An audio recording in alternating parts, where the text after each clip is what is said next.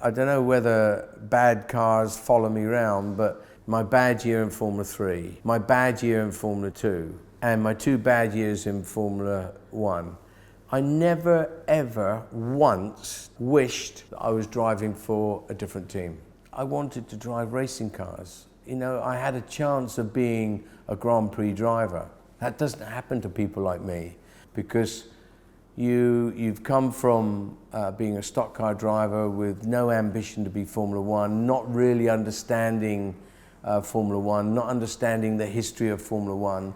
My introduction, I suppose, to cars, to motorsport, was very simple, really.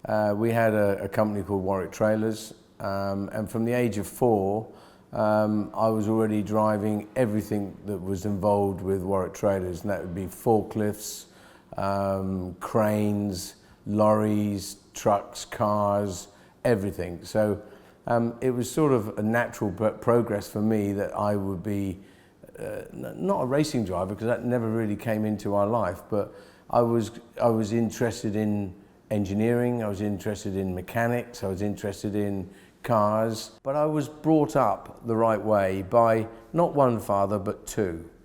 My Uncle Stan, who had 5 daughters, I was kind of his stepson in some way, but he was the mad uncle.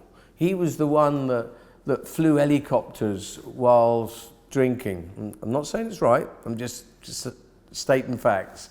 He's the guy that won the King's Cup air race. He's the one that had a fully aerobatic plane. He wrote off 9 brand new Jaguars. So on this side, I've got my father that loved me dearly, that made sure I was secure, that brought me up properly, was a little bit conservative, but very, very proud of his son. And on this shoulder, I had my mad uncle pushing me the next step, pushing me to Formula Ford, pushing me to Formula 3, lying to my father about budgets, making sure we could carry on the dream. So at the age of 12, I raced karts, just for 1 year, but we had very little money and ran out of money. And in my first season, I won the Southern Area Championship, but then we stopped. And then when I was 15, I put my age on a year and raced what was called stock cars. But I have to say, I wasn't fast, I was too young, it was too rough, and it kind of frightened me a little bit. And it wasn't until the following year, when I moved up to Superstoxx and raced against my father and uncle, that I found motor racing. I love motor racing, I love competing. It was an aggressive sport, but it was something that I was reasonably good at. We used to build our own chassis. My uncle built all the engines. In terms of my future around this time, it was very easy. I was going to be Formula 2 stock car world champion, run the family business, have a family, but success sort of got carried away with itself. We were the youngest ever English champion, we won the British Championship, we won the European Championship. And the same year, in '73 I think it was, I won the World Championship. Then we wondered what to do, where to go. We were sort of getting a little bit bored with Superstoxx. We'd won everything there was. And my Uncle Stan was flying out of Thruxton, which is a circuit in the UK. And this was 1974. And he was watching Formula Ford, and he was watching a young driver called Jeff Lees winning everything in Formula Ford. And he said to me, "You've got to come down and look at this, it's fantastic racing." So the next time at Thruxton, we went down and looked at it, absolutely fell in love with it, because there was independent suspension and the Hewland gearbox, and it was just so fantastic compared to what I was used to. We met David Lazenby from Hawk Racing Cars. We loved what he said and what he could do for us. And we came back and told Dad, and he said, absolutely no way, no, no, no. So he said, well, tell me how much it would cost. So Stan and I, my Uncle Stan and I, went away, made a fictitious budget that was absolutely not true. And then we persuaded with my two mechanics. We persuaded my father to come up to London and go to the racing car show, because we knew once we got him through the door, he would accept it and he would do it. So we bought a Hawk, we had Scholar engines, and we went to race around the circuits in 1975. 75 was a pretty poor season, and at the end of that year, Hawk came out with a DL15, which was the next car up, and 76 was just a fantastic year. You know, we raced in 63 races in 1976. We won 33 races. We won the European Championship. We were second in the British. We were second in the Townsend Torreson. So we had a fantastic season. We maybe did a little bit too much, but it was fantastic. After 76, we had so much success that my father loved it, my uncle loved it, the family loved it, and they all thought at this stage that maybe I was quite good.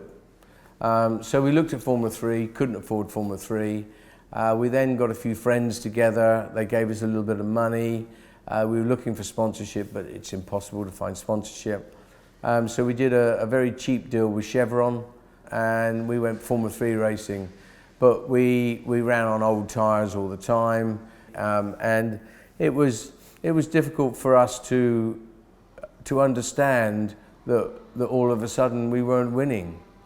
And then mid-year, we went and met with Ron Tornak from Renault. He offered us a fantastic deal to buy an RT1. We picked up a little bit of sponsorship from BP, and we had enough money to do the end of the season. And the end of the season, we didn't have a win, but we had 7 second places, which put us in good stead for 78. And we came out in 1978 absolutely flying.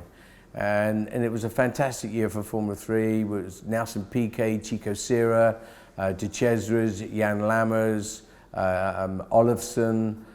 It was a fantastic year for Formula 3. But we won the first 5 races. We thought, this is easy. You know, we have all these great international drivers, and still we can be winning.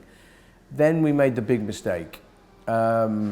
We were approached by March to run a works march, but run it ourselves. And we tried to change chassis from running the route to the march mid-season. We lost momentum. Piquet then started to win races. We were in between running the march and the route, and we didn't know which car to run. Next thing you know, we'd lost 4 or 5 races. We then put the march away, brought the route back out again, and started winning races again. But then we lost the BP Championship to Nelson, and I won the Van der Velde Championship. But the interesting thing here really was, you know, Nelson ran that year and spent something like £70,000. I ran that whole year on £17,000. Whereas Nelson, every time qualifying, he had 4 brand new tyres. I would quite often have just 1 left rear. So it was difficult, but we still won 12 races, and Nelson won 13 races. And for me, it was a great season to show, I thought, the world what a good driver I was. It was a funny thing, after 78, after winning the Van der Velde Championship and second in the BP and getting lots of awards, and all of a sudden Formula 2 was, for 79, was not possible. BP was still helping me, and they put some money in, and we did a very cheap deal with Theodore Racing. So we ran a 7-2 March in 79. And it was a disaster. The car kept breaking down.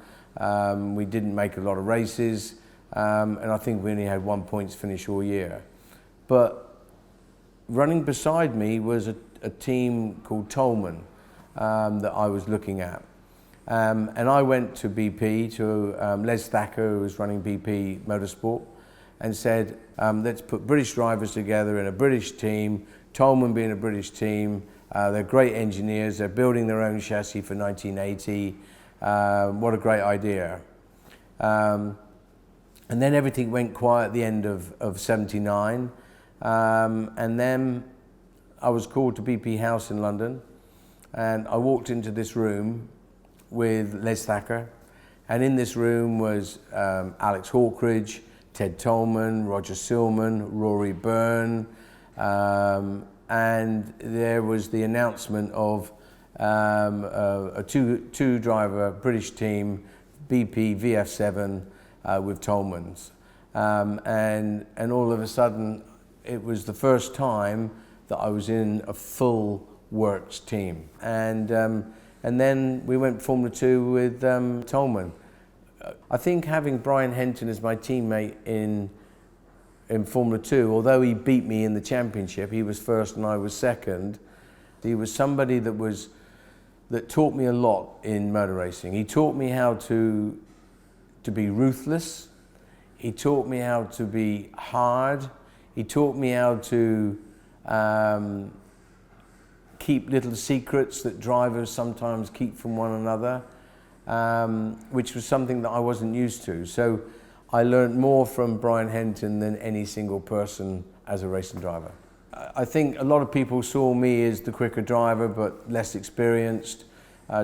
Brian was a bit older than I was. So when Jochen Mass was injured, I had a phone call from Jackie Oliver at Arrows to come to the Canadian Grand Prix and race the Arrows in the Canadian Grand Prix.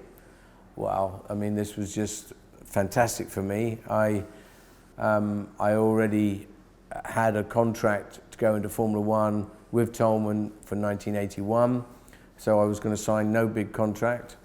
I went to Canada, I made a seat, and while I was in the car on the Thursday making the seat, Jackie Oliver put this contract in the seat into me. What is this? And he said, well, obviously you can't drive a Formula 1 car without signing a contract. So I looked at the contract, and it was a contract to sign for Jackie to sign for him for the next 5 years.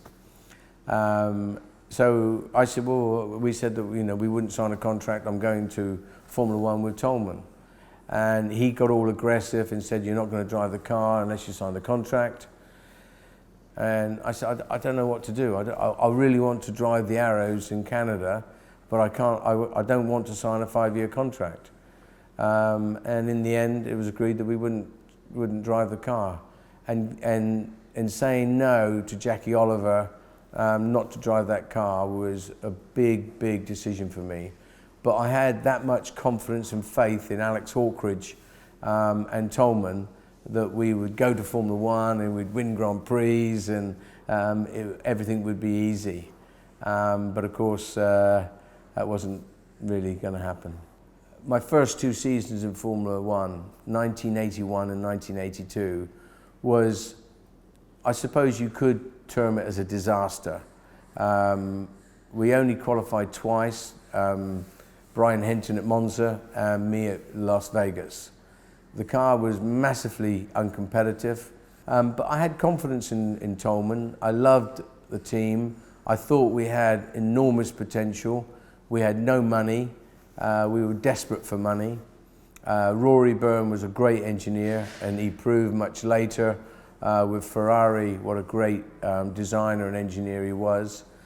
Our first race was at Imola in '81, and the moment I drove that car out on the circuit was probably the proudest moment of my life, because you've come from being a stock car driver with no ambition to be Formula 1, not really understanding Formula 1, not understanding the history of Formula 1, but it was something that you now was a part of.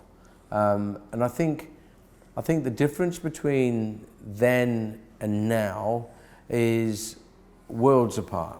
Worlds apart because of many reasons. One is a lot of the drivers that are in Formula 1 today bring big money to Formula 1. I didn't bring money into Formula 1, I was paid. I was paid £30,000 or something to race in Formula 1.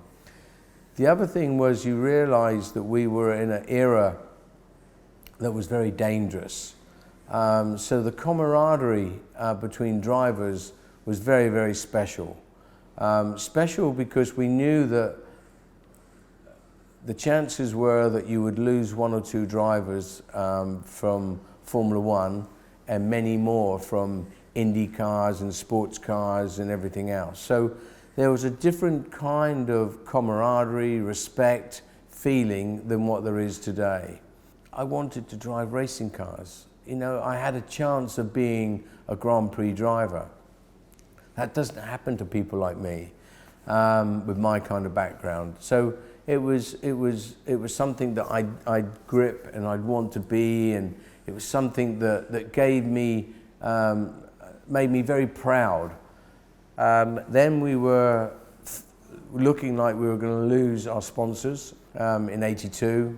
Candy were looking like they were going to disappear. We were at Brands Hatch, and we decided to try and make ourselves a little more competitive. So we started the race on half tanks. We put on soft tires.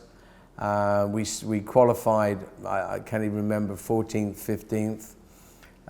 I cut my way through the field, and by lap 20 or 30, I passed Pironi in the Ferrari for second place into paddock. And it was then, for the first time ever, my eyes left the car and I saw the crowd, because there was so much emotion. The banners waving, flags, people screaming, because this British driver in this British team was overtaking a Ferrari for second place. But unfortunately we knew that it wasn't going to be forever. And it kept us the sponsor.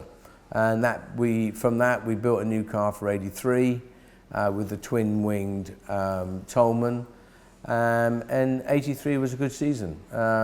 We were the only driver to finish in the points in the last 4 Grand Prix.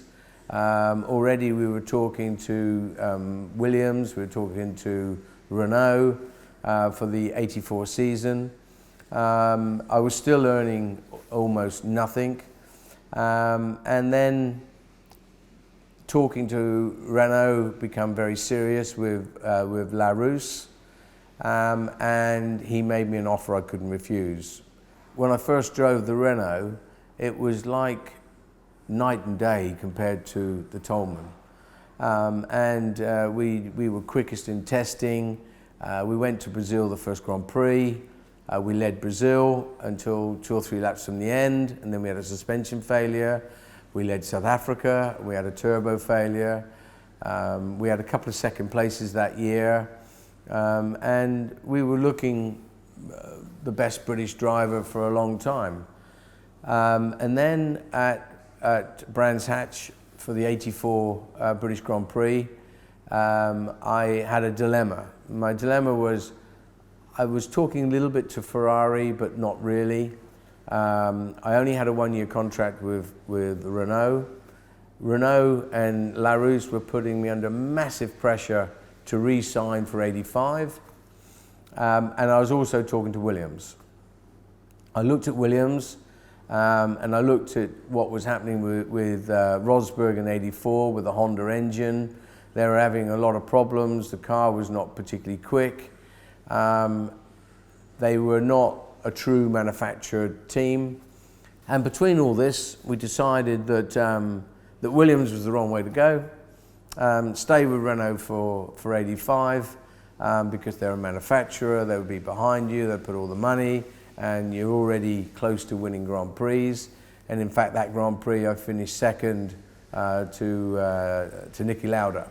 So things were good. Then the end of '84, we lost Michel Tetu. We went to another team. He was our chief designer. Mijo, our aerodynamicist, went to another team. And Larousse started up his own team. So these were 3 key people to the success of Renault. Then Renault brought in a lot of people from the car division. The '85 car was a disaster. So it was a difficult time for me, 85, because Nigel Mansell signed for Williams, started winning Grand Prix, as did Keke Rosberg, and I could see that this team that I could have signed for were winning Grand Prix, and my car was a disaster. But you know, right from the early days, my bad year in Formula Ford, my bad year in Formula 3, my bad year in Formula 2, and my 2 bad years in Formula 1, I never ever once wished that I was driving for a different team. I was always 100% concentrated on getting the most out of what I was driving. So although in 85 my car was not very good and the Williams was winning races, sure, I can sit here and say, maybe if I'd have signed for Williams, maybe I'd have won Grand Prix, maybe I'd have been world champion, but I'm not. So I think I was still regarded as a top British driver, somebody that teams wanted. So I was already talking to Lotus, and I'd had a contract to be teammate to Ayrton Senna, and that we would have equal #1 status. So for me, I was excited because we had this young Brazilian. He looked super fast. He looked like somebody I'd like to be a teammate with, because obviously you always think that you are faster than your teammate. Up until that point, I never really had a teammate that really troubled me. You know, I was always on the upper side of qualifying and race and points. So I was looking forward to the challenge. I'd signed my contract, and then around the end of December, I was called to Lotus. I thought for them to sign the contract and to pay me the sign-on fee. And when I arrived at Lotus, I could feel something wasn't quite right. Everybody was a little bit embarrassed, almost. And I got called to the office and sat down, and they said, "Oh, well, you know, we're very sorry, but we're not going to sign the contract." I said, hang on a minute. I said, it's December. I said, all the drives have gone. You know, all my eggs are in this basket. And I asked for an explanation. And the explanation they could give me was that Ayrton thought that I would be too much of a distraction for the team. British driver, British team. He didn't think that the team could run 2 #1 cars. He wanted the spare car 100% for him. He wanted to be #1 in the team. He'd put big pressure on the sponsor for me to be taken away from the team, and he wanted a #2. He even said that I would be prepared to be #2, but still Ayrton didn't want me in the team. He didn't want me in the team, I think, because he could see me as a threat. He was the young driver coming through, and he wanted to keep that momentum. I'm not saying that I would be quicker than Ayrton Senna, but I'm saying that Ayrton Senna thought that I would be a problem for him. So I was left without a drive. The British press completely supported me and really gave Ayrton a hard time in the press, but Ayrton didn't care. Ayrton was only cared about Ayrton. And if you mention Ayrton Senna in this house to my wife, she probably will not speak to you, because she feels that he did something very bad. I have a different view on this.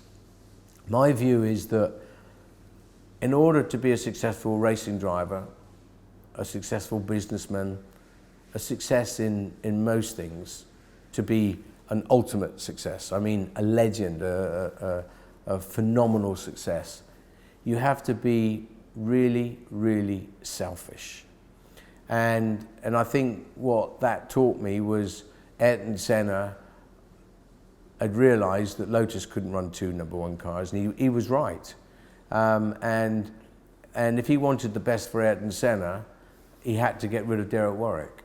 And I think that when I look back now, I don't blame him at all. He did what was best for Ayrton Senna, not what was best for Derek Warwick.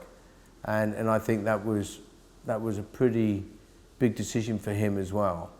I got a card from him in the new year of '85, wishing me all the best for '86.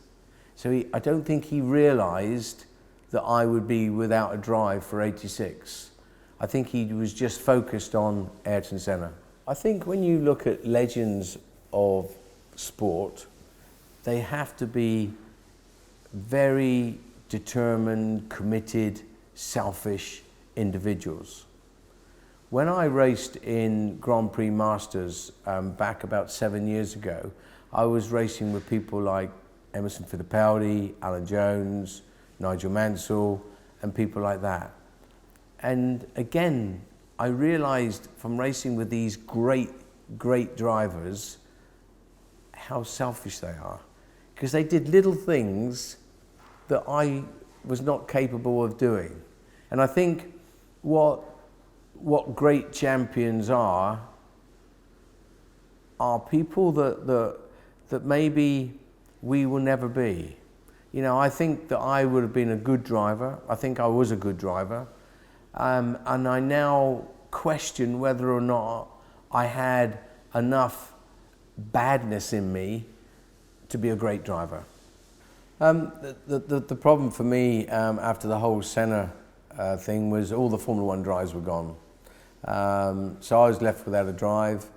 I was looking around and an opportunity came with Jaguar, who wanted to come back into sports cars with Tom Walkinshaw. And so I signed for Jaguar for '86. And it was a great year. We won races.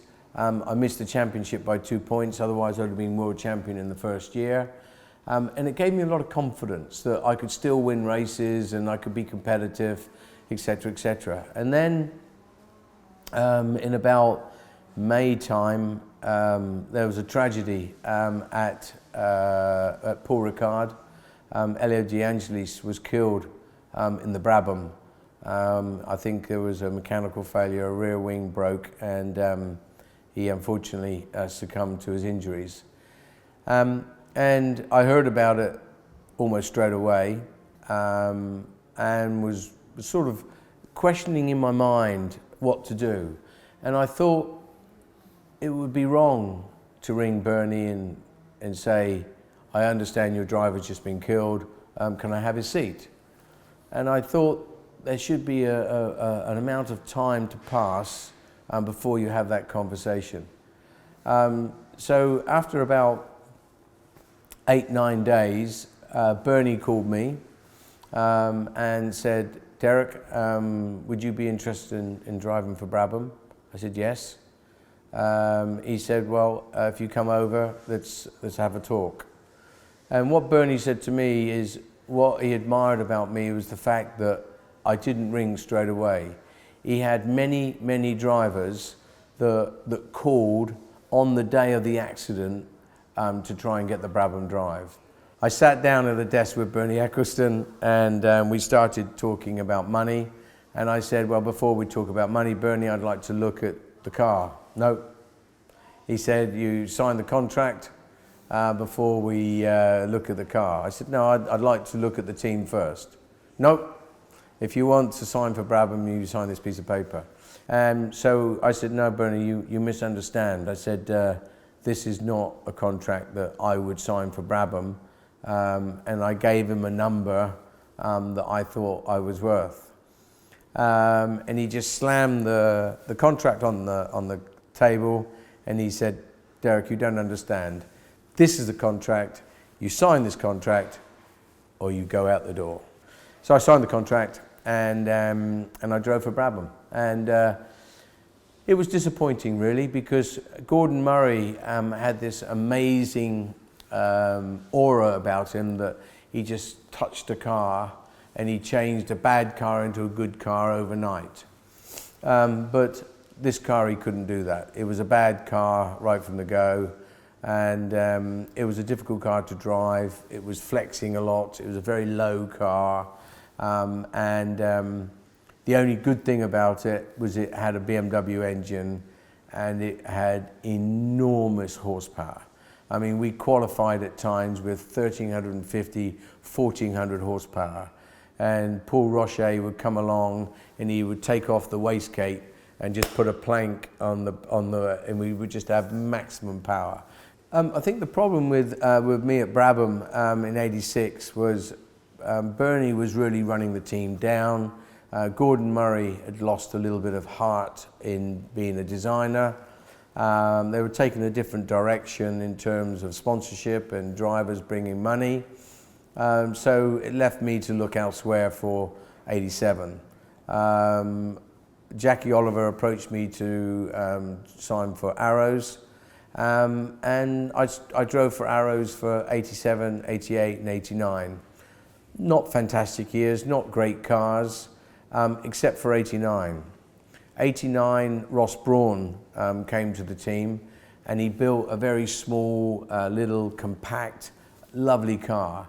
And that car, with the right amount of finance, would have won Grand Prix. We led Canada, the engine blew, but you know, we were competitive and straight away a fantastic little car. And I think Ross knew, again, that I got the most out of that car all the time. But the problem was we kept on having mechanical failures.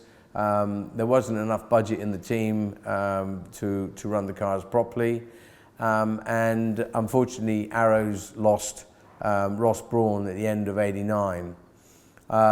So for the end of '89, I didn't want another year with Arrows. I made the decision to change teams from Arrows to Lotus for 1990 because they were still quite competitive the year before with Nelson Piquet.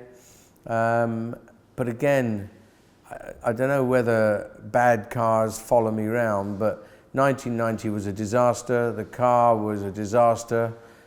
It was flexing all over the place. It kept on braking. It had a 12-cylinder Lamborghini engine that was all noise and no go. It was too heavy, and it was just very, very difficult. I had a big accident at Monza where I went upside down, and I often think about the guys driving today versus my whole time in Formula One. I think I picked the perfect time to be a racing driver. It was dangerous, it was fast, we had enormous power, we had enormous downforce with the skirted downforce cars, we had one-lap qualifiers, we had access all areas. Now I think with the corporate image, with social media, with camera angles coming from everything, with data, with energy recovery, I feel sorry for today's racing drivers, I really do. You know, I think we had more pure, raw racing cars, and although all the time I was driving Formula One, I never really drove good cars, I drove bad cars. I don't regret 1 second. I loved the time I was driving Formula One. That first day at Imola, when I climbed in and was a Grand Prix driver, the first time I scored points with Tolman at Zandvoort, and finishing on the rostrum at the British Grand Prix, second place with Renault in '84. They were big times, but they're not really the moments that gave you immense satisfaction. They were the times when the car was impossible to drive, when you qualified 24th and you finished 10th.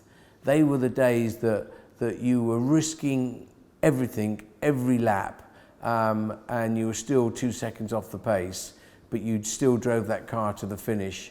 And although you were out of the points, they were the days that gave you that inner satisfaction. But I think just being a Grand Prix driver was and lasting so long, 147 Grand Prix, lasting so long in a world that was cutthroat, that was hard, that there was a lot of people that were bringing money, and still people wanted you to drive their cars. That's pretty good. I think at the end of 1990, I was kind of tired of Formula One. I kept on picking the wrong cars. I wasn't winning races. I was still enjoying being a racing driver, but I was tired of Formula One. I was tired of always picking up the what was left in terms of teams and cars. Then I got a phone call out of the blue from Ross Brawn to say that he joined Tom Walkinshaw, and that he was building a very, very special sports car. I wasn't really sure whether I wanted to race sports cars again or whatever. Then Tom Walkinshaw came on the phone, and he sent a private plane over, picked me up, and took me to Kidlington, where I was wooed by Ross Brawn. So I had a meeting with Ross Brawn. He took me around the engineering department. He showed me the design of the new XJR 14, which was absolutely stunning, by the way. And he also said to me that whatever contract you wanted, Tom had to sign me. I then went upstairs to negotiate with Tom, and let's say that I had a good negotiation with Tom. He hated it, and I think he never forgave me for the contract we ended up doing.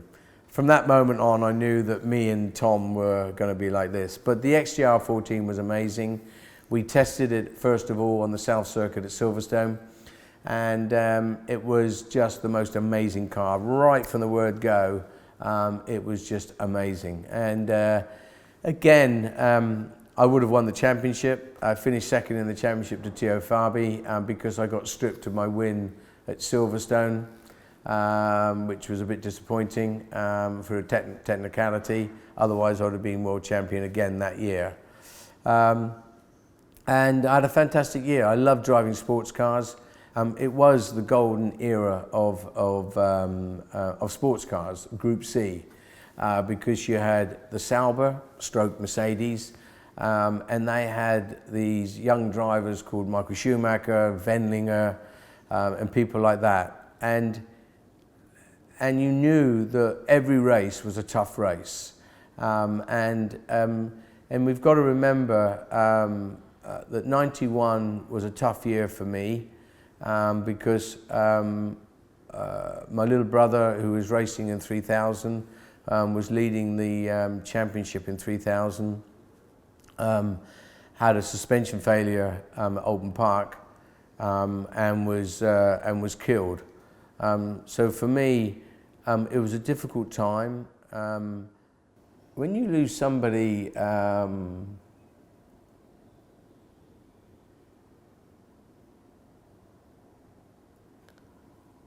very close to you, your brother,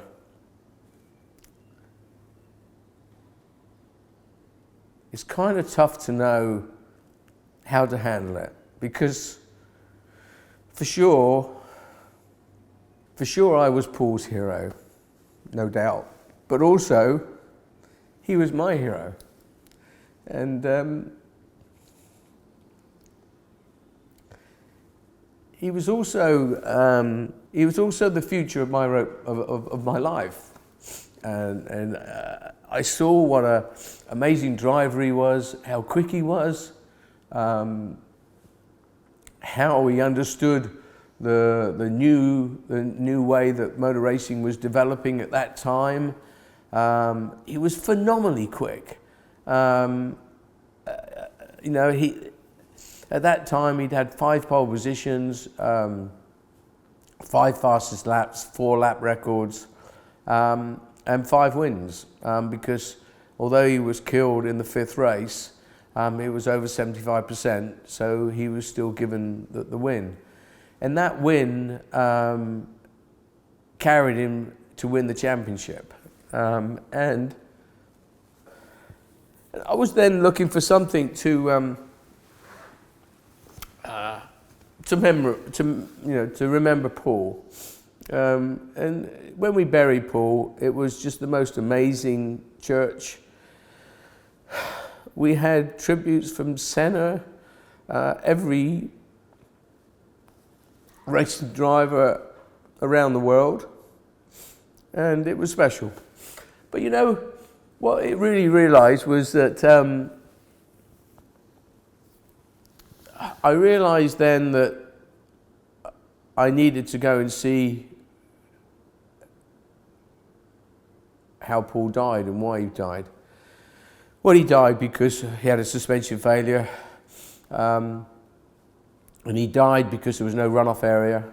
He died because the crash barrier was banked up with a bank, so had no flexibility at all. So I then made it a mission to look at British circuits, and first of all, I had lots of opposition from all the circuits because they didn't want me nosing around, but I had the strength of the British press behind me. I then was fortunate that I joined the MSA, I joined the safety committee, and I was very lucky that I had a person called John Symes, who's still there today, and we walked every single British circuit, which I think there was 17, and we made changes to a lot of circuits.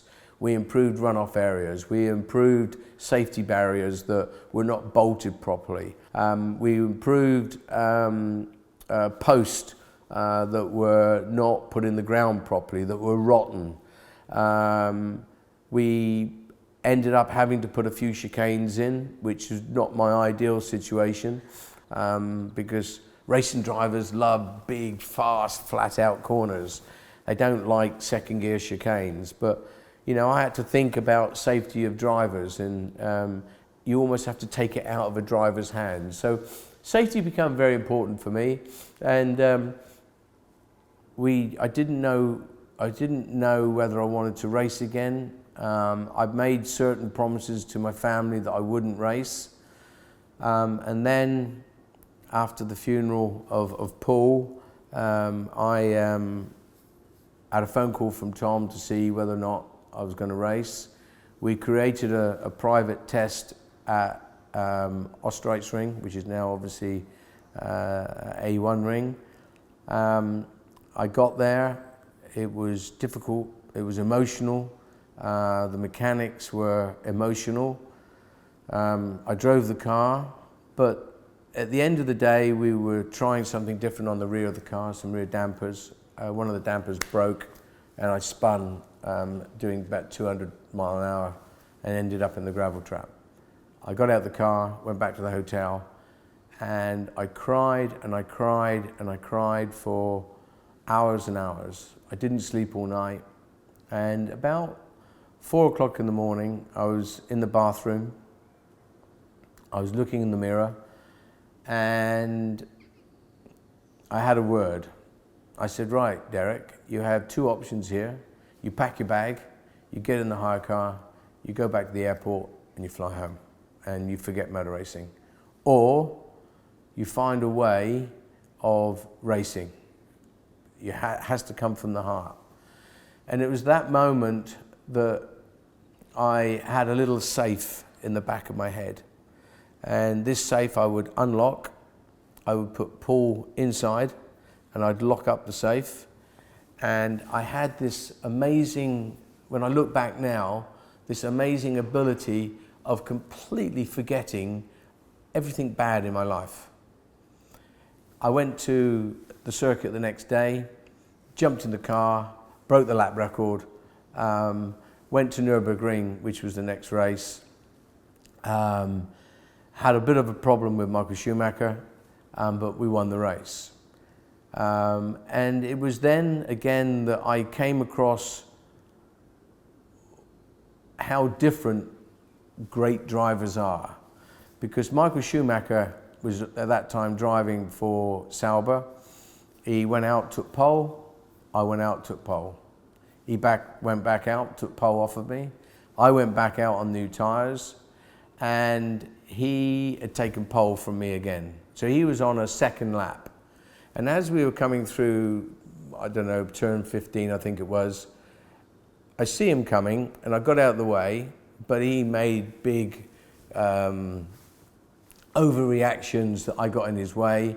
And as he came by me, he cut over my nose and took off my front wheel. So I'm now absolutely furious, and I drive the car back on 3 wheels, get back into the pits, and I'm already climbing out of the car while the car is still doing 30, 40 miles an hour. My mechanics are running to the car because the car is still going down the pit lane, but with no driver. And I run into the Mercedes garage. I chase Schumacher out the garage, into the truck, out the truck, into another truck, and I eventually get him in the debrief room. I have him over the table by the neck, but I was caught by Jochen Mass, who was a teammate, and Jochen had restrained me. And I remember the ACU, I think it is, said to Michael that this was on the Sunday race day, that he had to come and apologise to me or he couldn't race. Michael came to me on Sunday morning before the warm-up, never looked into my eyes, just looked to the ground and mumbled something like, sorry. He didn't want to say sorry. He didn't want to show a weakness, I think. He must have known that I buried my brother 2 weeks before. He must have known emotionally I was in a bad place. But it didn't matter. What mattered was what Michael wanted. Then I had a phone call from Jean Todt. Jean called me and I went to Paris, and we did a deal almost straight away. I loved what he was doing, loved what he was saying. So I signed for Peugeot for '92. We had great engines, we had great designers, the car was fantastic. We won the championship, and we won Le Mans. I couldn't ask for more. I had a great teammate with Yannick Dalmas, and for Le Mans we brought in a British driver called Marc Blundell. But you know, the one thing that, remember this is still only 12 months after Paul died, I wanted to dedicate something to his life, because up until that moment I didn't really feel I had achieved enough to say that was for Paul. And when we were winning Le Mans, we drove flat out for almost 23 hours. And then the sister Peugeot had a problem, and also the chasing Toyota had a problem.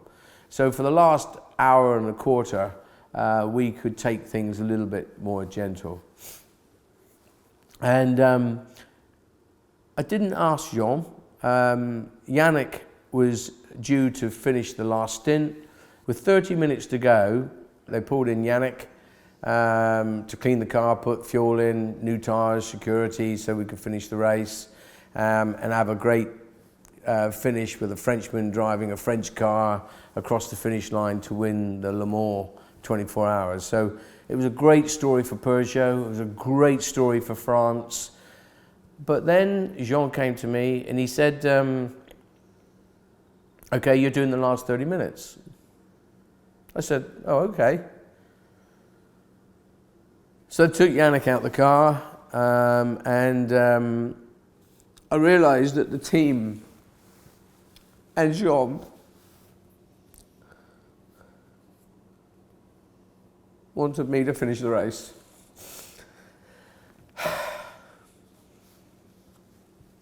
And it kind of underlined and finished the moment with Paul, because I could finally put to rest something special for my brother. standing up on that rostrum, climbing out that car, thinking of Paul, and thinking of the great team. It was the finale. It was the finale. I think it just shows the strength of Jean, shows the strength of the team. You know, Jean is one of those special people that he doesn't show his emotion. He's very committed to everything he does, whether it was running Peugeot, running Ferrari, and now running the FIA.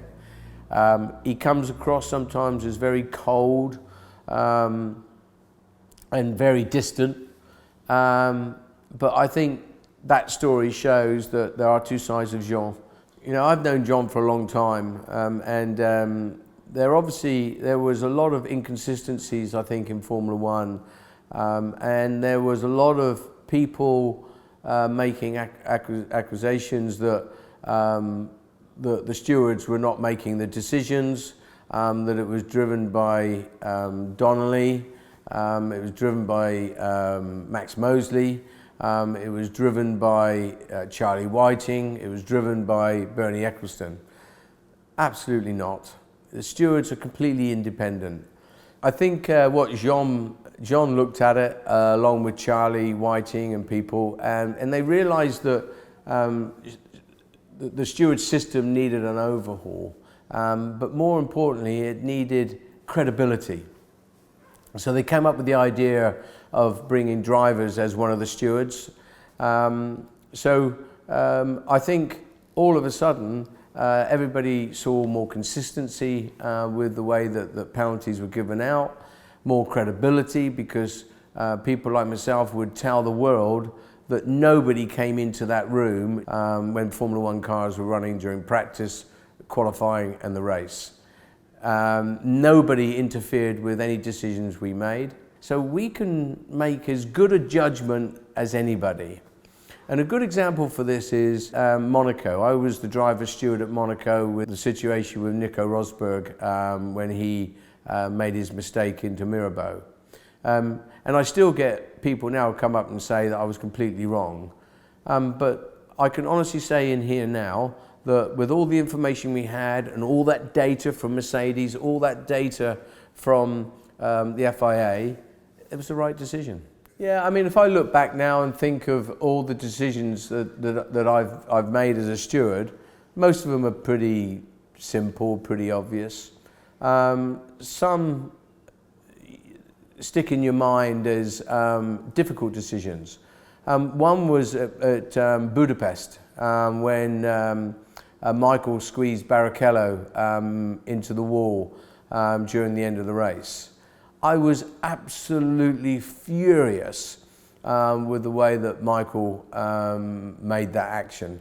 And I wanted to instantly black flag him, because it's not about blaming Michael, it's not about giving Michael a reprimand, it's about the young drivers that are looking at Michael and deciding that what Michael was doing was right. And for me, it was absolutely wrong. The other stewards couldn't agree with me, and I get involved more than just being a steward. I go to stewards meetings, I talk with Charlie, I meet with Charlie, we talk about how to do the point system. So I suppose my life has changed now, really, because I ended up joining the BIDC, joining Silverstone, being on the main board, the last 3 years being president of the British Racing Drivers Club. We've got very little budget, but I do what I can to help young British drivers, and I do what I can to find the next Jenson Button, the next Lewis Hamilton. It's important for Silverstone, and the British Racing Drivers Club I'm very passionate about, and we've had a lot to do over the last few years, because we lost the Grand Prix to Donington all of a sudden without any warning. Donington went bankrupt and we got it back at a vastly increased price. In order to honour that contract, we had to build the wing, which cost us 26 million. We had to change the circuit for MotoGP, because they wouldn't go under the bridge. So we've had some major changes at Silverstone, which I think have been fantastic. I think the wing is fantastic. It's not quite joined up at the moment because we haven't got the funds to do it. I believe that the Grand Prix should stay at Silverstone. That's why we've invested so heavily. Holding the Grand Prix is very expensive, same as MotoGP. It's a very marginal business. We've lost money for the last 2 years. We need to find a way of helping that situation, either by talking with Bernie, talking to Dorna, obviously MotoGP, or finding a way of making Silverstone more profitable. We can't go to Bernie and just say, okay, if you don't cut our sanction fee by half, we're not going to have it anymore, because he will just cut us out. What's disappointing for me is I think we are the only Grand Prix, and that's 19 Grand Prix around the world, that are self-funding. We do not get 1 penny from sponsors. We do not get 1 penny from the government. We get no support at all from any third party. So we are alone when it comes to that. You know, people, even races like Monaco gets support from the commune, Monza, Spa, and of course if you talk about Australia, they get 50 million each year from their local government. So it's really difficult for us to understand why we, who've got arguably history-wise one of the greatest Grand Prix ever, we are the home of motor racing. We've got, I think it's 8 out of 11 teams are based in the UK, and that's without Formula Ford, Formula 3, GP2, GP3. All those teams are based in the UK. We bring billions and billions of pounds to the UK with the motor racing industry, and yet Silverstone gets not 1 dime from support from the government. And yet swimming gets 27 million, cycling gets 28 million. I just think it's disappointing. And don't think that we can last forever. You know, we have to find support one way or another.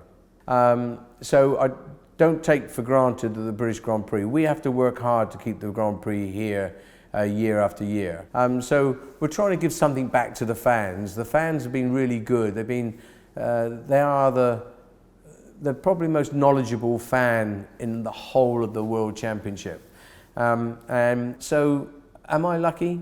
Yeah. Am I thankful for my Uncle Stan being a bit crazy? And when I say crazy, I don't mean mad, I mean just crazy.